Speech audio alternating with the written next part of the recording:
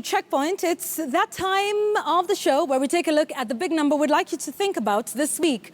And it's, of course, all about the drought in Kenya. You've heard about this for the last couple of weeks, actually the last couple of months, including late 2016. Now, this is a number you need to focus on. It's about apparently 1.3 million people who could be facing starvation.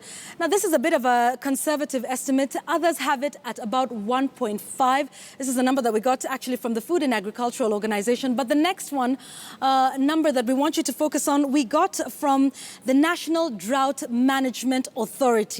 This is a worrying one.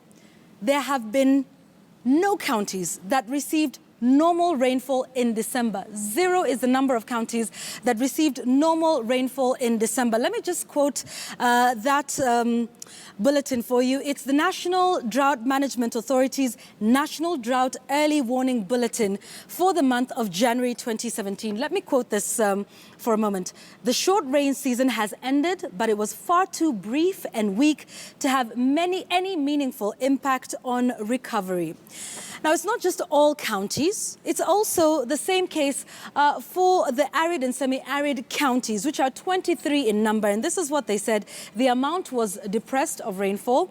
The distribution was poor. Now, this becomes a crisis because it gives rise to what is known as a vegetation deficit, which is extreme in the counties of Kwale, Kilifi, and Lamu, and described as severe in Garissa, Isiolo, Mandera, Samburu, and Tana River, where more than 120,000 herders have lost their livestock. Now, what are some of the recommendations that the authority, the Drought Management Authority, is talking about? These are just some of them. They have prioritized 11 areas, but I've put down just 3 here. And they're saying if these areas are not met, and if urgent and appropriate action is not done, we might end up seeing that same drastic drought situation we saw in the year 2011.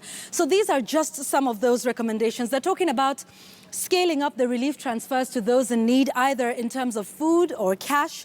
They're also talking about maximizing the benefits of the short rains by supporting proper harvest storage and also ensuring timely availability of inputs in advance of the next season.